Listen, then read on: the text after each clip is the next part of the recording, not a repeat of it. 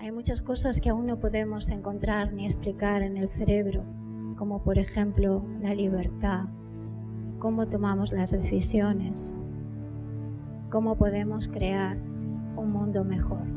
These facts provide a very important framework for us to begin to understand how training the mind may impact neuroplasticity and epigenetics in ways that can support enduring well-being.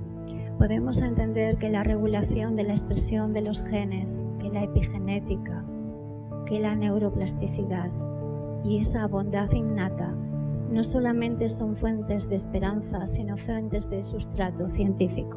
We know that a mother who behaves in a more nurturant, loving way toward her offspring actually induces epigenetic changes in the brain and body of those offspring which persist, often for the individual's entire life and even past to 1 or 2 subsequent generations. Sabemos que la mente puede ser entrenada, que la mente puede ser más competente y menos competitiva. The research shows that when we train our mind in these kinds of ways, we can become more emotionally balanced, learn to better regulate our emotions. Meditar no es un lujo, es una necesidad en un mundo que seguro cada vez puede ser más incierto. So when we engage in meditation practices, contemplative practices to cultivate kindness and compassion, we are not creating these qualities, what we say de novo, just out of thin air, but rather we are recognizing qualities that exist already. We're becoming more familiar with these qualities that constitute our basic nature. ¿Puede el amor, la empatía, el gozo y el altruismo ser elementos significativos en este mundo? ¿Puede la política y la neurociencia del bienestar crear un cambio significativo? Nosotros creemos que sí. And so by changing our mind, we have the conviction that we can also change the world. Buenos días a todo el mundo y bienvenidos a la Ciencia del Bienestar. ¿Cómo están? Estamos mateando, Eugenia, buenos días. Buenos días desde Panamá, son las 8 de la mañana en Panamá y también en Lima. Las 10 en Buenos Aires, por lo que veo. Las 7 de la mañana en México y San José de Costa Rica y las 2 de la tarde en Madrid, las 2 de la tarde a Barcelona. Buena tarde a Barcelona. Bien, iniciamos la Ciencia del Bienestar en este capítulo número 112, ya arrancando cerquita del fin de semana, ¿verdad? Seguro que tienen ustedes planes que hacer. Buenos libros, pasear y hacer cosas de esas que descansan la mente. En el día de hoy vamos a hablar de algo que muchos de ustedes me han pedido que hablemos más, ¿verdad? Y es sobre aprendizaje. Cómo aprendemos, cómo funciona el cerebro cuando aprendemos y esas cosas. Es un tema fascinante. Vamos a hablar un poquitito dentro de lo que es ese marco. Hablaremos de los diferentes tipos de aprendizaje. ¿Por qué le decimos a una persona que no es suficientemente buena aprendiendo cuando en realidad quizás el método de aprender que tiene esa persona no es el mismo que el que tiene el otro de enseñar? Haremos yoga con nuestra compañera Narayani desde Tenerife, una buena sesión de yoga para empezar el día y en la meditación vamos a aprender a aprender. Esos son los titulares del día de hoy. Si acaban ustedes de llegar, pues no se preocupen, es la Ciencia del Bienestar, capítulo 112. Aquí estamos todos dispuestos a empezar. Gracias a Ana Marisol, a Loira, a Carla, a Mariana y a Ana. Ahí en marcha estamos, 4 países para producir este programa para ustedes. Inicia el programa. Cuando hablamos de aprender, ¿qué es para ustedes aprender? ¿Recuerdan cuando éramos pequeños y nos decían a veces la profesora o el profesor, es que no atiendes, es que no puedes aprender? ¿Cómo aprende el cerebro humano realmente? La neurociencia nos dice que el cerebro no aprende repitiendo. Si se lo hubieran dicho a muchos de nuestros maestros que nos pedían repetir las tablas de multiplicar, la lista de los reyes y un montón de cosas, no sé qué hubiera sido de sus vidas. Y es que nosotros aprendemos moviéndonos, fíjense ustedes, moviéndonos y emocionándonos. Si no somos capaces de movernos mientras aprendemos y emocionarnos con ese movimiento, no podemos aprender. El córtex es el órgano motor que requiere que la persona esté jugando, simulando y explorando. Por lo tanto, aprender es consolidar maneras de movernos y maneras de emocionarnos. Todo aquello que aprendemos de alguna manera y que queremos grabarlo en la memoria se tiene que hacer con emoción, pero para grabarlo en la memoria se tiene que haber hecho con movimiento. La educación no siempre está encaminada a que los niños se muevan y estén entusiasmados.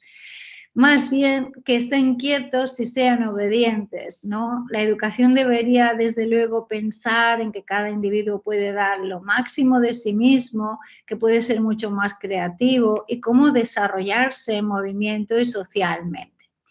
¿Qué sabemos del cerebro? Lo primero que sabemos es que no sabemos, así que cualquiera que le diga que sabe algo sobre algo del cerebro, bueno, lo puede saber temporalmente, pero dentro de unos meses o quizás dentro de unos años, ese saber ya se ha quedado obsoleto. Y es que saber, entender y comprender son cosas completamente distintas. Saber, entender y comprender tiene que ver con diferentes estructuras corticales del cerebro y también tiene que ver con diferentes maneras de aprender que tenemos. Si ustedes son padres, si son profesores o simplemente acompañan a cualquier otro ser humano a aprender cualquier acción, deben de intentar tener unas reglas como básicas claras. Lo primero es que las unidades de aprendizaje, llamamos unidad de aprendizaje a una cosa concreta que queremos que el estudiante entienda, comprenda y experimente, tienen que ser pequeñas. Las clases no deberían de ser de 1 hora, de 2 horas, eso es imposible. Nuestro nivel de atención es mucho más bajo que eso.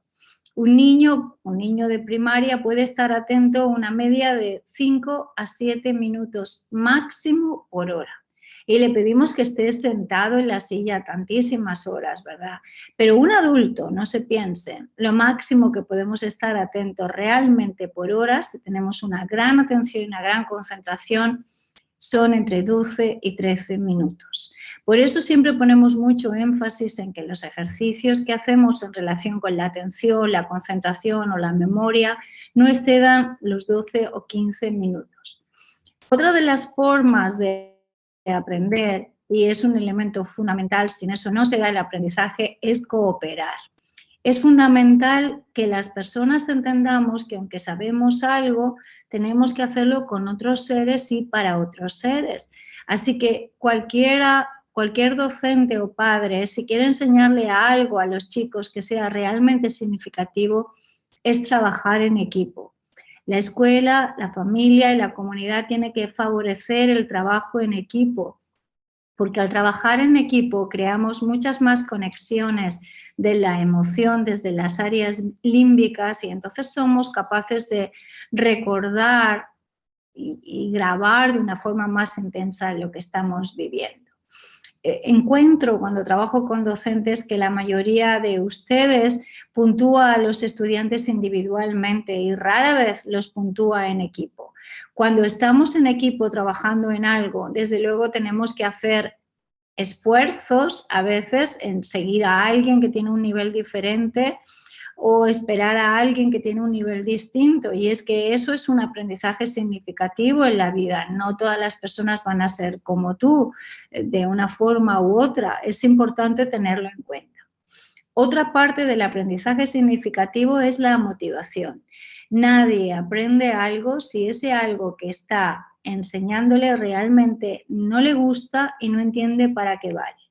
Si yo les digo a ustedes que aprendan algo y ese algo va a ser vital para su vida, por ejemplo, le decimos a un emigrante en Estados Unidos, mire usted, aprenda esto y si lo hace le vamos a dar la green card. La persona pone toda su atención porque lo que está en juego es algo muy significativo. Y es que la motivación es lo que crea la chispa y crea el interés a la hora de aprender y de poner las cosas en el contexto. ¿Cómo podemos motivar a los alumnos? Bueno, yo no creo que un profesor se tenga que convertir en un trapecista de circo, estimulando a los estudiantes con todo tipo de alaracas y subterfugios, sino que el docente tiene un estilo que tiene que ser variado para aceptar a las diferentes maneras de aprender, pero sí que el estudiante también tiene que ser responsable de automotivarse, de saber por qué quiere aprender esto, para qué le va a servir, qué ilusión tiene, cuáles son las ganas, y eso es algo que es fundamental, ¿no? Es como si uno tuviera un jugo delicioso y no tuviera el vaso en el cual poner ese jugo. El cuarto elemento importantísimo a la hora de aprender es estar conectado, y es que los docentes que no conectan con los estudiantes no acaban el estudiante de comprender, porque por un lado entiende el conocimiento, lo entiende conceptualmente, pero no puede grabarlo en el ámbito de la emoción. Es que conectar, empatizar y entender son conceptos diferentes. El entender lo podemos hacer muy bien cognitivamente, pero el comprender, el conectar y el empatizar lo hacemos desde otras áreas del cerebro. Si un niño está teniendo dificultades, no significa que el niño o el adulto, ¿verdad?, cuando aprendemos, no sea inteligente o no tenga capacidad de entender lo que le estamos queriendo explicar, sino que a veces los docentes no tenemos la suficientemente calma para recoger el malestar del estudiante. Nos molesta que el estudiante no aprenda lo que le tocaría aprender en el tiempo que le tocaría aprender. Quizás los programas son demasiado estrictos y demasiado presionando, ¿verdad?, a los docentes. Usted tiene que dar estas unidades y estas unidades se tienen que dar en tal tiempo y no siempre nos da tiempo a hacer todo eso. Déficit de atención, falta de concentración, malas notas, inteligencias echadas en el olvido, todo eso son parte de los problemas del aprendizaje. Y es que seguramente ustedes han oído hablar de que la neurociencia, cuando habla de materia de aprendizaje, la denominamos más bien neuropedagogía. La neuropedagogía es un proceso en el cual nosotros aprendemos a aprender, a adquirir conocimientos, habilidades, valores, destrezas, desde una mirada mucho más científica a la hora de comprender. Los diferentes pedagogos y también científicos nos han hablado sobre cómo construimos el aprendizaje. Podríamos hablar, teniendo más tiempo, de Ivan Pavlov sobre el aprendizaje condicionado, Watson sobre las diferencias que hay en los cerebros o Albert Bandura sobre la teoría de la emoción social. Pero hay seguro diferentes tipos de aprendizaje y aquí vamos a poner énfasis un poco más esta mañana. El primer tipo de aprendizaje tiene que ver con el aprendizaje implícito.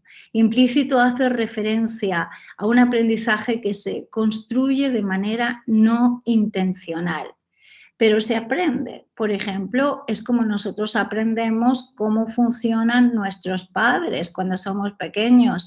Nuestros padres no nos dicen, el papá hace esto y la mamá hace lo otro, sino que lo hacen. Entonces nosotros implícitamente entendemos que eso es lo que hay que hacer. El implícito lo hacemos siempre que no estamos dándonos cuenta de que estamos aprendiendo, pero el cerebro siempre está aprendiendo. Por eso un docente nunca diga que un niño no aprende. Los niños aprenden. Es usted el que no observa lo que aprende, pero aprender, aprende. Todo el mundo aprende. Luego está el aprendizaje explícito, en el cual el niño o la persona tiene intención de aprender, es consciente de que va a aprender y aprende eso que ha dicho que va a aprender. Este aprendizaje se da en los lóbulos prefrontales y permite reconocer cosas como, por ejemplo, las personas, los lugares, los objetos, las relaciones. Eso es lo que marca un poco nuestra evolución. El tercer tipo de aprendizaje es un aprendizaje asociativo, en el cual no usamos lo implícito ni lo explícito, sino que aprendemos asociando un estímulo con otro estímulo. El ejemplo más claro es el perro de Pavlov, ¿verdad? Cuando Pavlov estaba jugando con el condicionamiento clásico, los experimentos más importantes en esa materia. El cuarto tipo de aprendizaje es un aprendizaje no asociativo. Se da con diferentes partes de nuestros perfiles emocionales. Se basa un poco en cómo nosotros cambiamos la habituación y nos volvemos más sensibles a otras cosas a través de ciertos estímulos. Si, por ejemplo, cogiéramos el ejemplo del perro de Pavlov, y de repente en lugar de la campanita, ¿verdad?, que el perro asociaba a que iba a venir la comida, pusiéramos otro sonido, estaríamos creando un aprendizaje no asociativo porque entraría en juego otra variable y la persona tendría que hacer cambios en sus estructuras de lo aprendido. El quinto tipo de aprendizaje es un aprendizaje significativo. ¿Qué es el aprendizaje significativo? Hemos hablado a veces de él y creo que merece la pena llevarlo a un programa. Es cuando el individuo recoge la información, la selecciona, la comprende, la organiza y a partir de ahí establece relaciones con el conocimiento que tenía previamente, pero crea conocimiento solo. Esto es algo que hacen mucho los niños hoy en día. Son grandes significadores. Recordamos que la capacidad de aprender no está asociada siempre con el lenguaje, sino que nosotros primero nuestra mente es simbólica y es a través de signos que nosotros reconocemos. El aprendizaje significativo, por tanto, es un aprendizaje muy necesario para el saber de ahora, de este siglo. El siguiente sería el aprendizaje cooperativo, el aprendizaje colaborativo o el aprendizaje emocional. Bueno, aquí les hemos planteado 8 tipos de aprendizaje que son desde luego tremendamente útiles cuando estamos pretendiendo enseñar a alguien y también cuando estamos queriendo aprender algo. A lo mejor la persona que nos está enseñando es una persona que utiliza solamente un canal de aprender o un canal de recoger el aprendizaje, el estructuralista, el clásico, y no comprende que hay diferentes formas de aprender y formas de enseñar. ¿Por qué es importante utilizar diferentes maneras de enseñar y diferentes formas de aprender? Pues porque tenemos más posibilidades de que aquello aprendido o aquello enseñado perdure más en el cerebro si va a diferentes circuitos corticales y va también a diferentes maneras de aprender. Si ustedes solamente aprenden de una manera, lo que están cerrando son las posibilidades sinápticas de aprender de otra. Por ejemplo, si no promueven el aprendizaje significativo asociativo, pues esas áreas se van mermando, ¿verdad? Y cada vez tendríamos menos espacio, menos crecimiento neuronal en esa zona. Bien, eran nuestros comentarios del día, por si quieren ustedes aprender a aprender y repasar un poco lo que sabemos. Gracias. Vamos a ir a aprender a hacer yoga. Aprendamos con el cuerpo y el movimiento, que ya es una de las cosas fundamentales. Adelante, Narayani.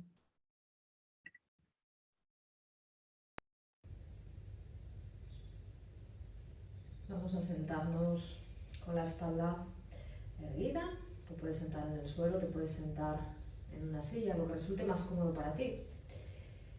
Y vamos a trabajar hoy un poco sobre las torsiones. Vamos a hacer 3 posturas más o menos que impliquen una torsión del tronco con respecto de la pelvis, tanto hacia la derecha como hacia la izquierda. Y vamos a observar un poquito la repercusión que tiene sobre la amplitud a la hora de coger aire, la amplitud que tiene nuestra parrilla costal a la hora de inhalar el aire y también a la hora de exhalarlo, porque al exhalar, al sacar el aire, también las costillas tienen que hacer un movimiento de comprimirse, de cerrarse, para que ayuden a los pulmones precisamente a eso, a comprimirse y a que el aire salga. Así que vamos a rodear con las manos las últimas costillas, colocando los dedos más o menos a la altura de la boca del estómago. Vamos a continuar respirando de manera natural.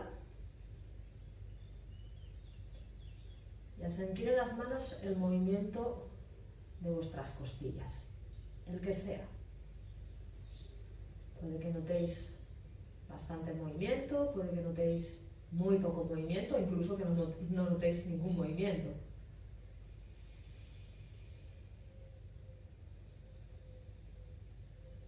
Intentar coger aire profundo y observar cuál es ese movimiento. Ahora sí, al hacer inhalaciones profundas, las costillas notáis que se abren más. El gesto sería como si las costillas empujaran las manos hacia los lados al tomar el aire. Y al soltar el aire, las manos pueden ayudar a las costillas a cerrarse, a comprimirlas, con cuidado de no partirnos una. Cuando inhalas, las costillas se abren, empujan las manos hacia los lados. Y al soltar el aire, las manos ayudan empujando a que las costillas se cierren.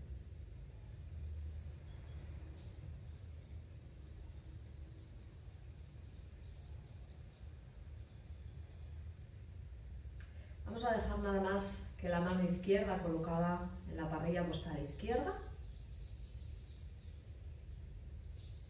Y respira. Y percibe ese movimiento de las costillas del lado izquierdo empujando tu mano.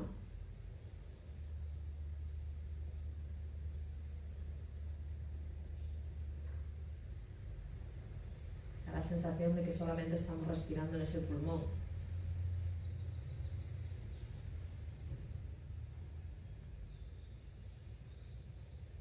Incluso podemos poner esa intención, como que solamente sean las costillas del lado izquierdo las que se muevan.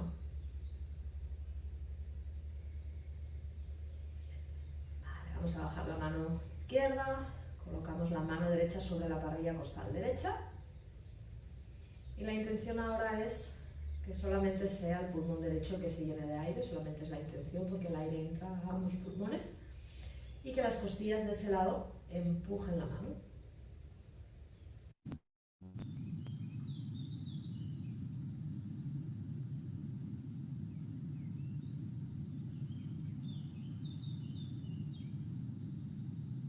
Una más.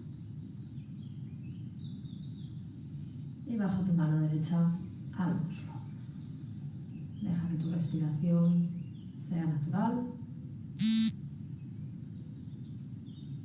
Y vamos con la primera de las torsiones. Gira el tronco hacia tu derecha. Busca ese gesto primero de alargar la espalda, girando el tronco hacia tu derecha y colocando la mano izquierda por delante y la mano derecha por detrás.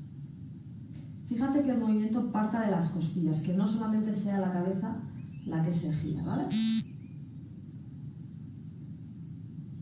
Y date cuenta que con este gesto, coger aire profundo ahora es un poquito más difícil, pero la intención está en intentar coger aire profundo, tomar aire profundo y vencer esa pequeña resistencia que todos esos músculos y todas esas estructuras blandas nos están ofreciendo. Con cuidado de no generar tensión ni en los hombros, ni en el cuello, ni en la garganta, ni en el rostro.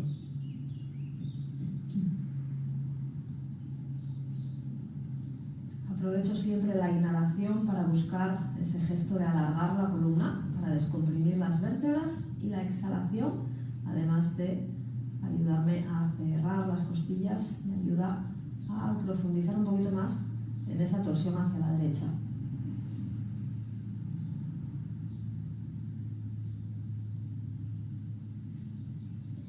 Vuelve despacio al frente y vamos a ir hacia el otro lado. Si te quedas aquí un instante, vas a tener un poco la sensación de que estás torcida hacia tu derecha. Vamos a compensar yendo hacia la izquierda. Así que primero, al inhalar, busca el gesto de crecer, de descomprimir tu columna, para al exhalar, girarte, en este caso ahora, hacia la izquierda. La mano derecha va por delante, la mano izquierda va por detrás. Vuelvo a mantener los hombros relajados, el cuello y el rostro relajado. Y me fijo sobre todo en que sean las costillas las que se giran. Y aquí de nuevo intento encontrar respiraciones profundas, pero sin que sean forzadas. Son profundas, pero sin generar exceso de tensión.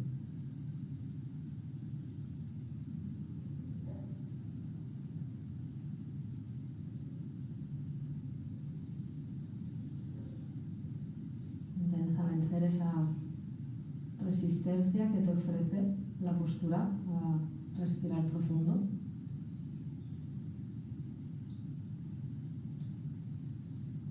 La próxima vez que inhalas, vuelves a buscar ese gesto de crecer y al exhalar profundiza un poquito más. Gira un poquito más las costillas. Y despacio vuelve de nuevo al frente. Nos vamos a quedar aquí un instante. A lo mejor ahora sí que me apetece tomar una inhalación profunda, llenar bien mis pulmones de aire.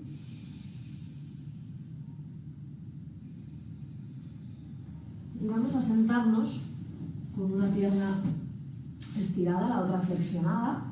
Vamos a empezar, por ejemplo, flexionando la pierna derecha. La vamos a cruzar por fuera de la izquierda, o te puedes quedar, si quieres, con ella sin cruzar. Si te resulta demasiado incómodo el hecho de cruzar la pierna, te puedes quedar con ella apoyada a la planta en el suelo. Si quieres, puedes pasar el pie por fuera y rodeamos con el brazo izquierdo la pierna. Abrazo bien la pierna izquierda, perdón, la derecha. Alargo la espalda, acerco la rodilla hacia la axila. Y vamos a colocar la mano derecha por detrás de la espalda para ayudarme a volver a girar el tronco.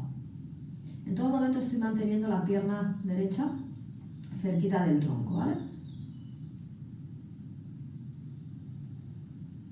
Intento mantener la espalda lo más vertical y de hecho me ayudo de la mano de atrás. Si separo demasiado la mano para atrás, me va a llevar el tronco inclinado. Así que intento traer la mano cerquita para sostener esa verticalidad del tronco. Igual que antes, con la inhalación buscamos el gesto de crecer y al exhalar busco profundizar un poquito más hacia la derecha. También puede ser que notéis cómo se estira toda la parte del glúteo derecho, incluso la parte externa de la pierna.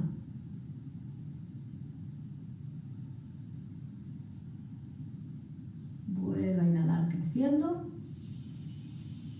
y volvemos despacio al frente. Vamos a quedarnos aquí un instante. Dejamos que la columna se neutralice y estiramos la pierna derecha hacia adelante. Vamos a cambiar. Es la pierna izquierda ahora la que se dobla. La puedo dejar aquí o la puedo cruzar por fuera de la pierna derecha. Rodeamos con el brazo derecho la pierna, acerco la rodilla hacia la axila, busco el gesto de crecer, de colocar el tronco vertical. La mano izquierda va por detrás de la espalda y busco la torsión hacia ese lado. Intento que los hombros estén relajados. Y además el hombro izquierdo va hacia atrás, eso me ayuda también a profundizar en la torsión.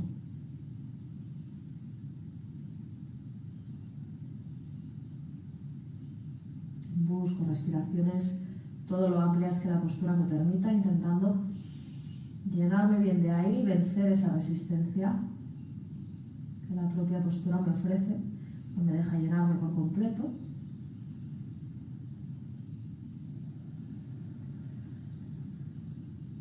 Y una respiración más. Acuérdate, inhalando buscas el gesto de crecer. Y ahora al exhalar volvemos despacio al frente. Nos quedamos un instante en la posición neutra para la columna.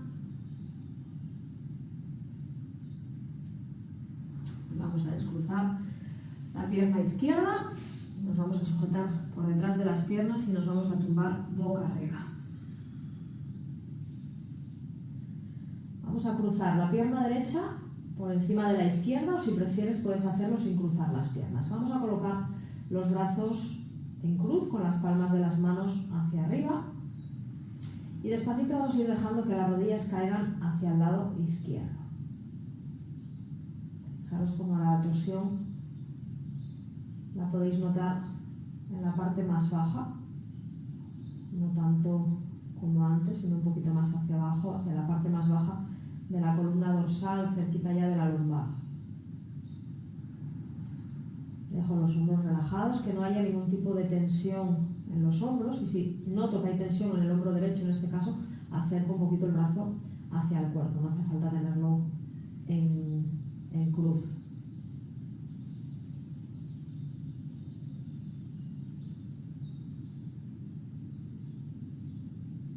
Intento respirar completo, llenando bien el abdomen, expandiendo bien las costillas. Y aprovecho las exhalaciones también largas, cerrando costillas y recogiendo el abdomen.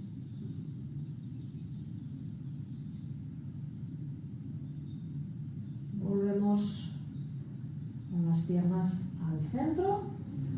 Si las tienes cruzadas, cambiamos el cruce. Si no las tienes cruzadas, te quedas con ellas como están. Y vamos dejando que despacio vayan yendo hacia la derecha ahora. Muy despacito, no las dejo que bajen de golpe, las bajo con control.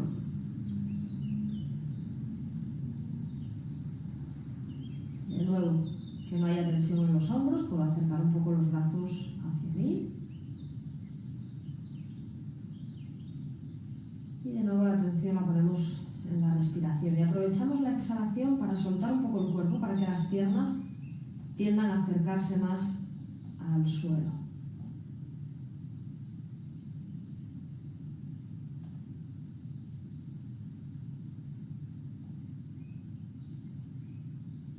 Una respiración completa más, abdomen, costillas que se abren y exhalando las costillas se cierran, el abdomen se recoge. Volvemos al centro. Si tienes las piernas cruzadas, las descruzas, abrazamos rodillas al pecho y desde aquí apoyo las plantas de los pies en el suelo, me giro de lado y me incorporo. Vuelvo a sentarme de nuevo, como al principio.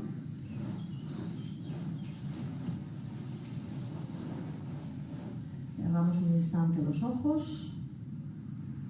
Llevamos la atención a la respiración. Incluso si queréis podemos volver a colocar las manos en las costillas y comparar ese movimiento que teníamos al principio en las costillas con el movimiento que podemos notar ahora.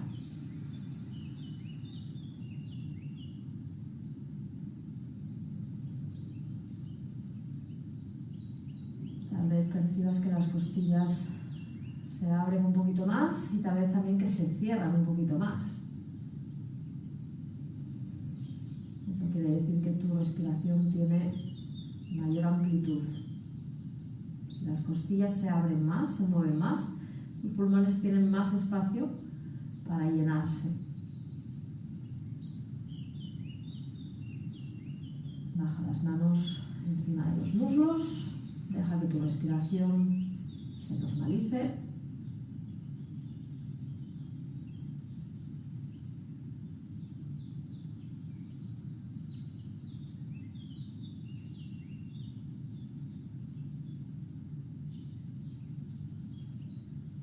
Desde aquí, como siempre, agradecemos la práctica.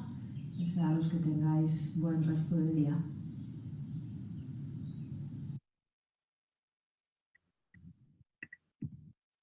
Muy bien, pues esa era la hermosa práctica de Narayani. Ya hemos aprendido que hay que mover el cuerpo para aprender más.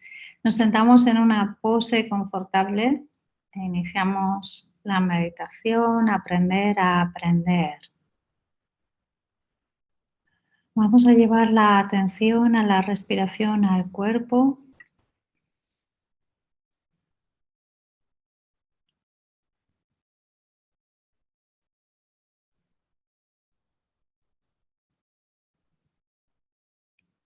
Haciendo respiraciones largas y profundas.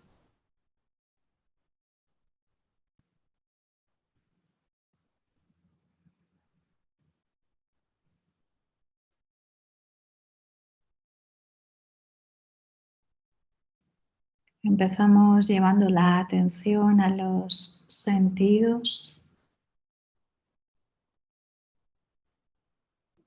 Iniciando por el sentido de nuestra piel.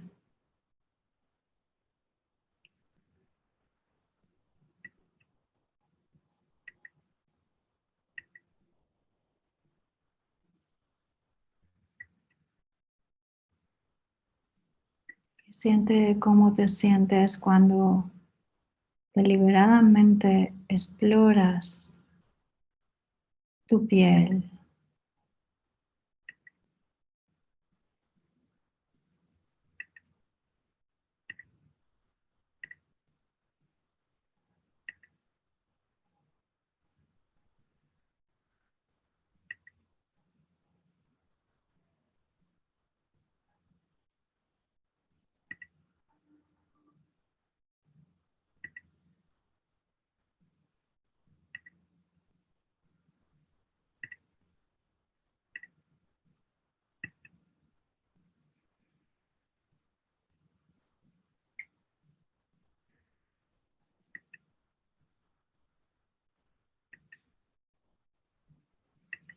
Ahora vamos a llevar la atención de la piel a nuestro olfato.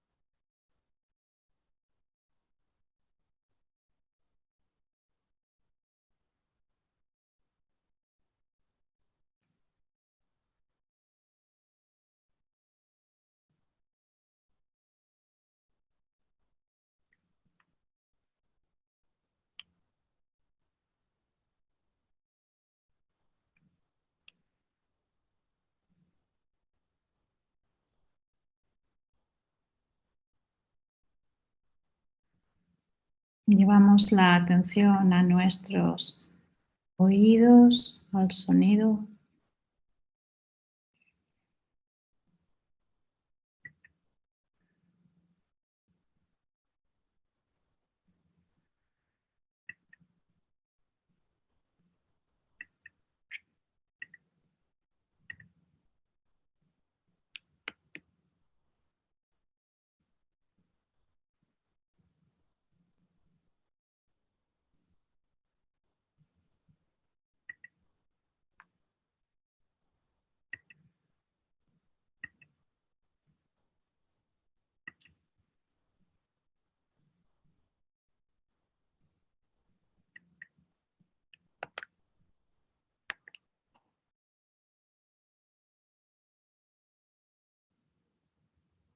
El sonido lo llevamos al gusto.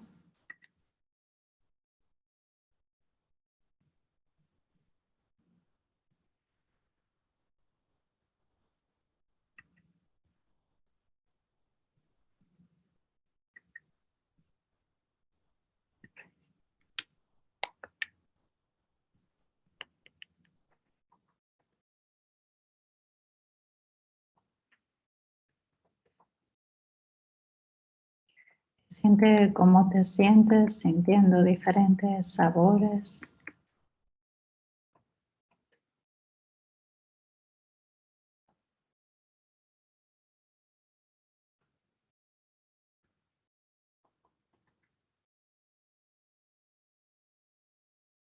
Y del gusto lo llevamos a la vista, a nuestra visión interior.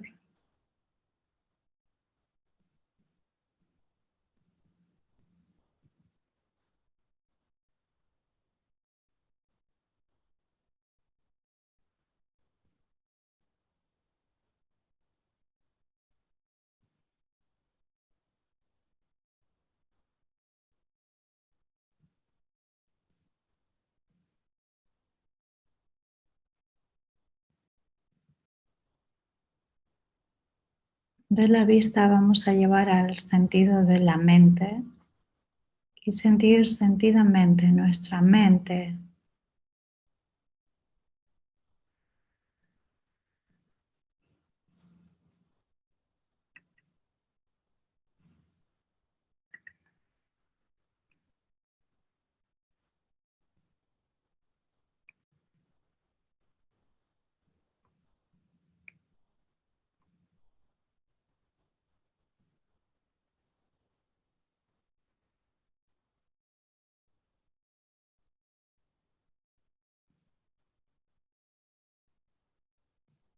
Vamos a llevar la atención ahora a nuestro corazón y sentir la experiencia de sentirnos a través de los años.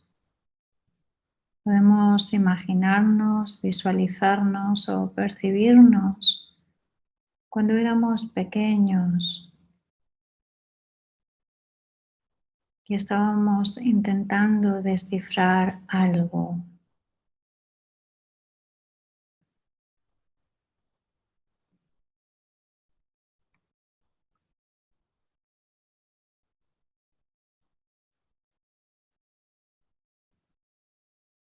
Por ejemplo, cómo funcionaba un reloj,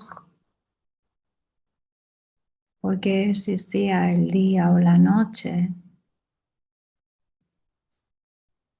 qué era esa sombra que nos perseguía siempre a donde fuéramos.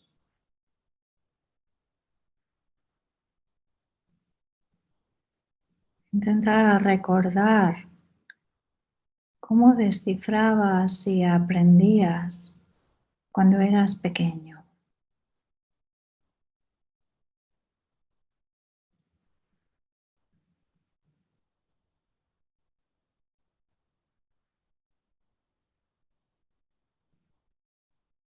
¿Recuerdas también el contexto donde estabas? Si era un contexto que te permitía ser curioso, hacer preguntas, hablar, caminar.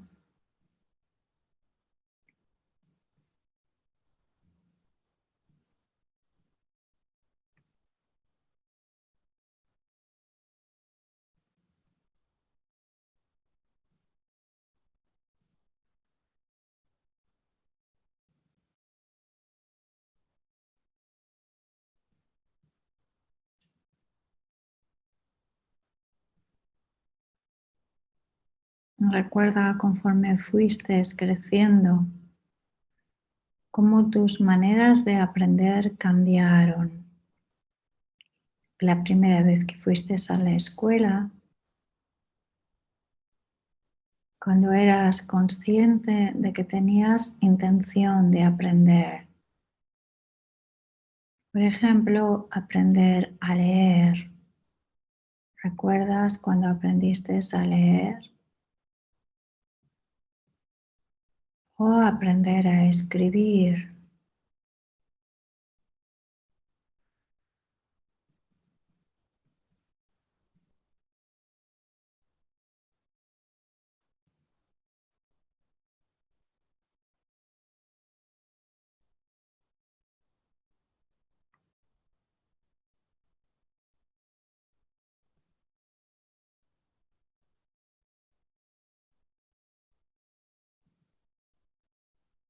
Más tarde en la escuela empezaste a hacer procesos, aprendiste a hacer procesos. Y aunque no comprendías cómo funcionaba todo, podías asociar que a una hora determinada era la hora de salir a jugar o la hora de ir a comer. Asociaste diferentes experiencias a diferentes sentidos y ese proceso le llamamos aprendizaje asociativo en el cerebro.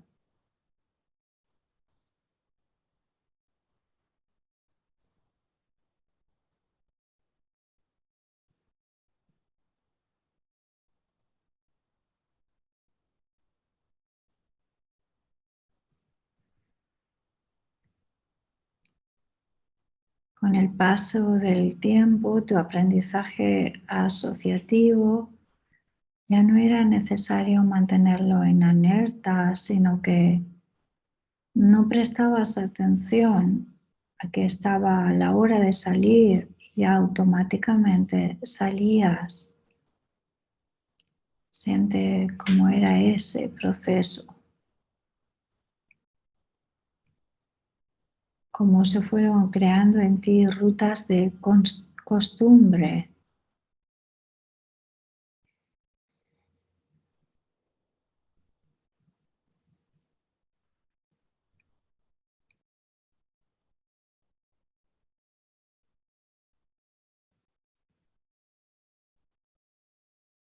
Poco a poco fuimos aprendiendo cosas más complejas, como por ejemplo las matemáticas, la lengua, y ahí teníamos que seleccionar, organizar y establecer relaciones, por ejemplo, en una oración, en una ecuación. Empezamos a relacionar que sabíamos sumar o dividir con el hecho de poder llegar a hacer ecuaciones,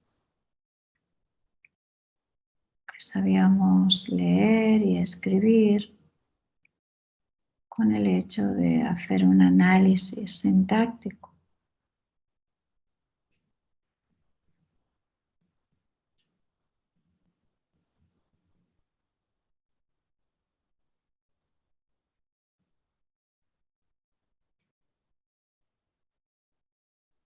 Recuerda también cómo eran tus amigos, ese grupo que a lo mejor no era más de 4 o 5 miembros con los que te relacionabas cuando eras pequeño.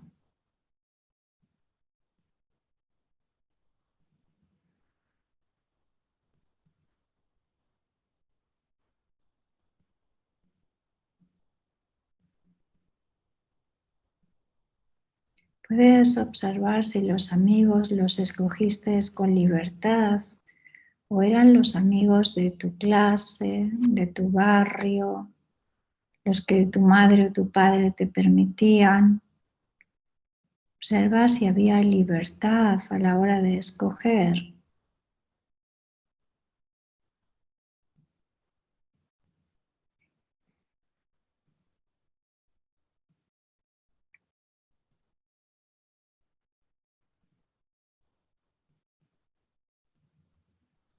Y poco a poco llegó el aprendizaje de las emociones.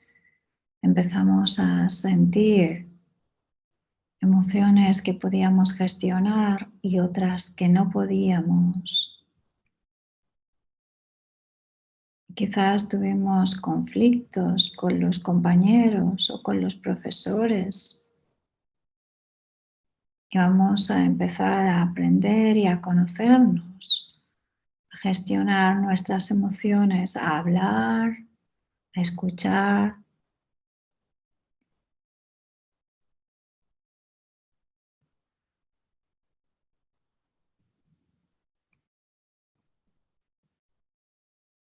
Recuerda otros tipos de aprendizaje en tu infancia y adolescencia.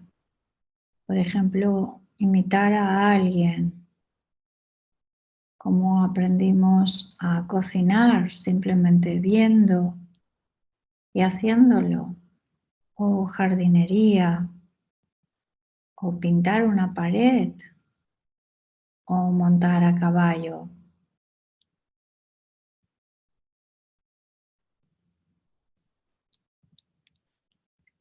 Aquí empezamos a tener experiencias que fueron significativas y nos llevaron a la autorreflexión. Hasta que llegó un momento en que aprendimos que siempre estábamos aprendiendo, que era imposible no aprender.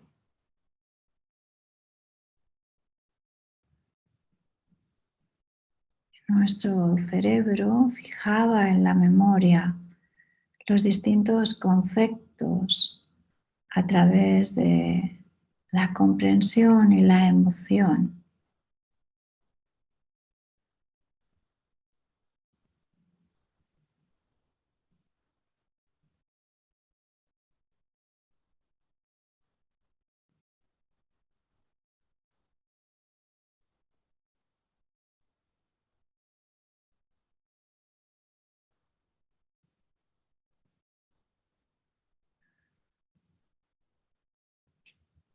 Y ahora siente en estos minutos como la meditación también es una forma de aprendizaje. de hacer insights.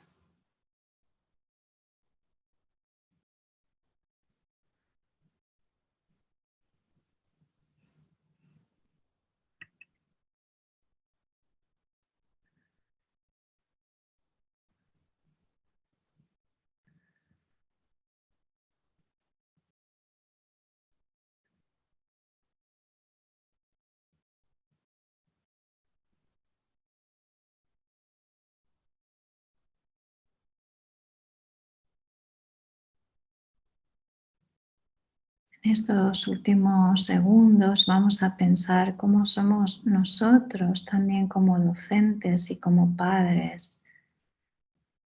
Cuánto permitimos que el estudiante siga rutas diferentes, que nuestros hijos aprendan de manera diferente. Cuánta libertad le damos. Piensa por un instante en ellos.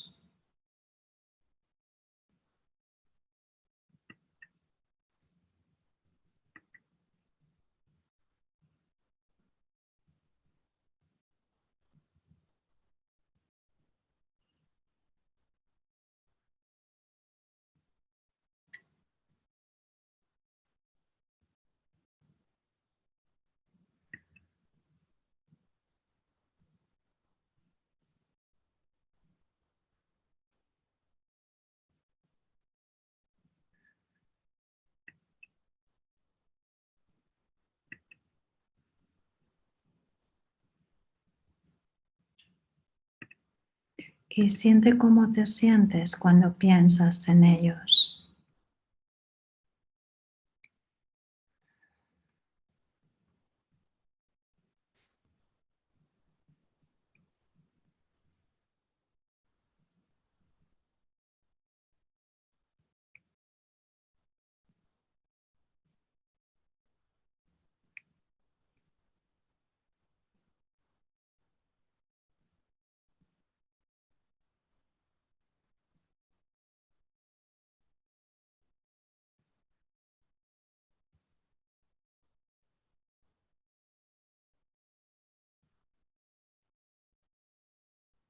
En estos últimos segundos vamos a apreciar y dar las gracias a todas las personas que nos han ayudado a aprender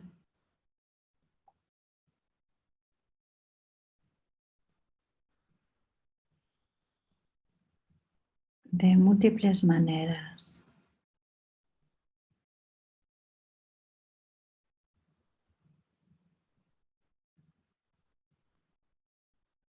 También dar las gracias a nuestras cualidades innatas para ser docentes, para enseñar a otras personas.